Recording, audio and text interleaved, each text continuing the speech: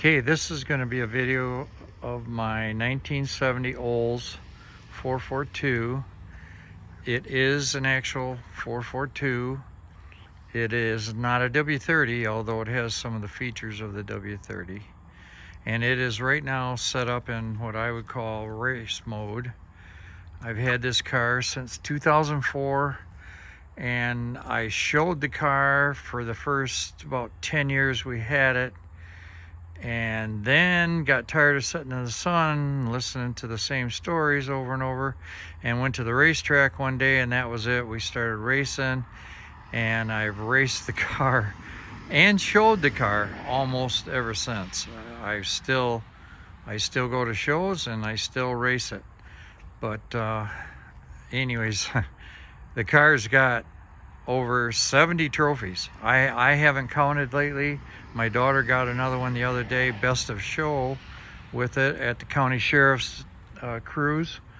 And the car is it's just a trophy magnet. I mean, whether you're racing it, the car was actually the local track bracket racing street champion 4 years in a row. And I've got probably half my trophies from racing, the other half from shows. Right now we're pretty much just showing the car and driving it around, having fun. I haven't raced it this year at all.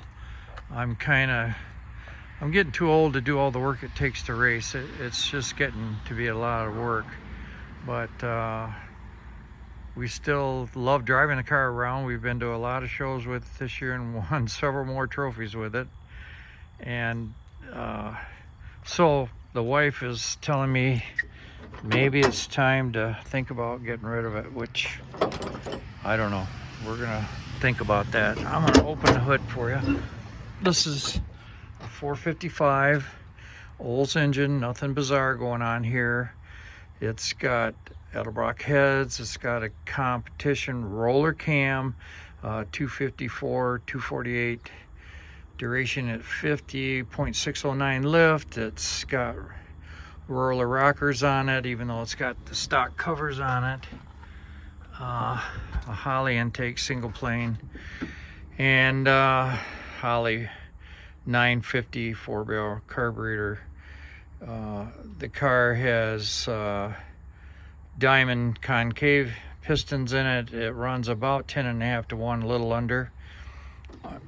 It makes, I've had it dynoed, it makes right about 550 horse, just under 550 at the crank. The car will do the way when it's set up purely for racing, for time racing, not bracket racing, it'll run 1090s. And it'll pick the wheels up off the ground, foot braking it even. It'll pick the wheels up off the ground 4 to 6 inches just from a dead idle at the track. So it just makes it fun to drive. It's a lot of fun to watch it race.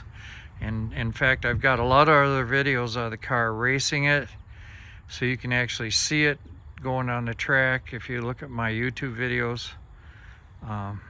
It has a TH400 transmission in it with a B&M Pro Stick shifter.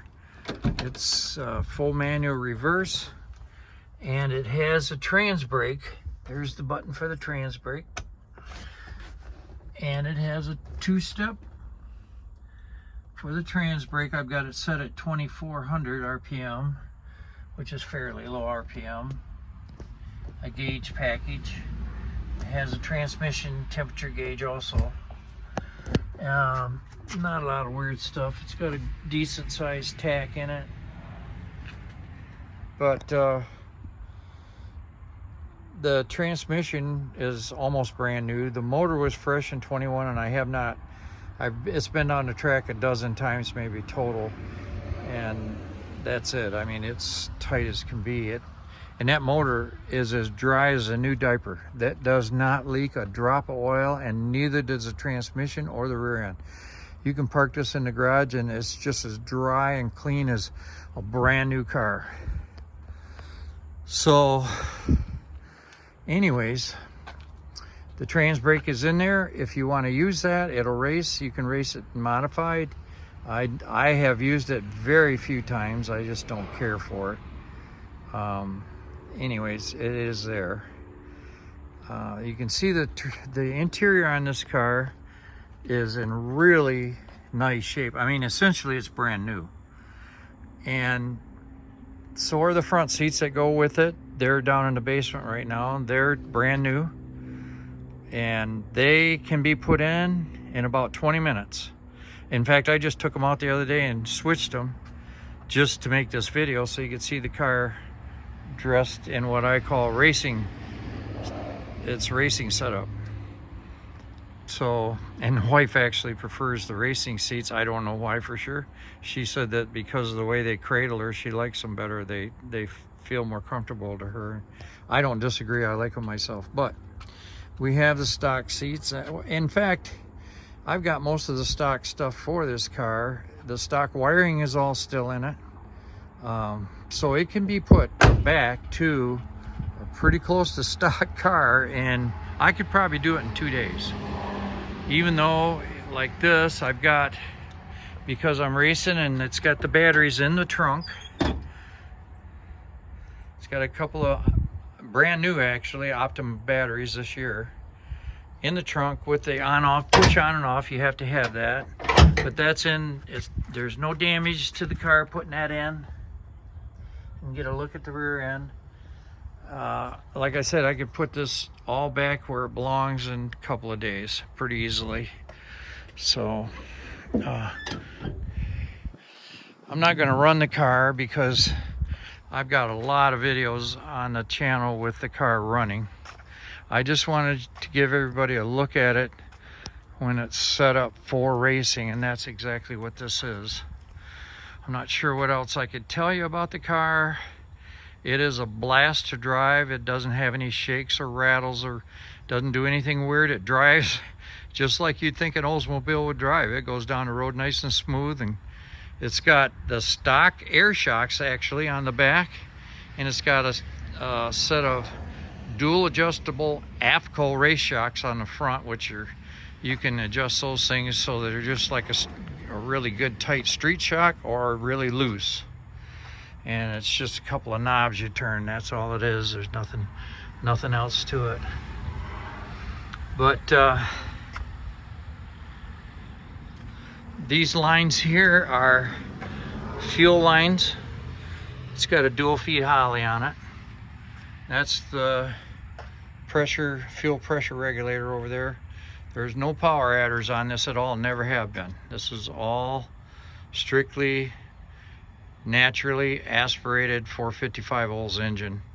And this is just a cowl seal to seal to this hood, the carburetor to this hood, because the scoops on this hood actually work. It draws in cold air, and the engine likes that cold air a lot. So that's the way I run it all the time, just the way you see it there on the street or on the strip. I run it just like that. It's got an MSD 6AL box on it that essentially is just there for the two-step and for rev limiter that it has in it. It doesn't run any fancy plugs or anything like that. I think I said it was 10.5 to 10.5 to 1 compression, and it runs on pump gas. So you don't have to go looking for race fuel all over the place. So anyways, the paint is just as nice as it looks on this video. There are a couple of imperfections, but you really have to look for them to find them. It's not perfect paint, but it's very nice paint. The door jambs are all very nice. All of your inner doors. Everything is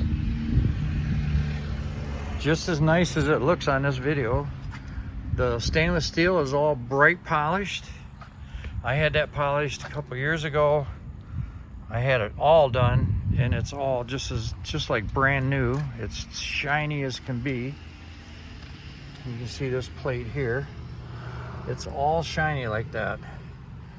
So that's why the car, I think, is such an attractive car, and we get so many trophies with it because it just catches your eye no matter where you go. Anyways, that's it. And I just wanted to make a video on a nice day, and this is the day. So I'm trying to think of what else I could. All the lights work, the hood locks work. These are factory hood locks. They work really nice. The grill, everything's in good shape, just as it looks. All the chrome is perfect. Blinkers, everything's works. Like I say, all the stock wiring is still on this car, the fuse block and everything. So that basically, my friends, is it. That's my 1970 Olds, and I'm not sure yet if it's going to be for sale or not. That I got to think about. Thank you.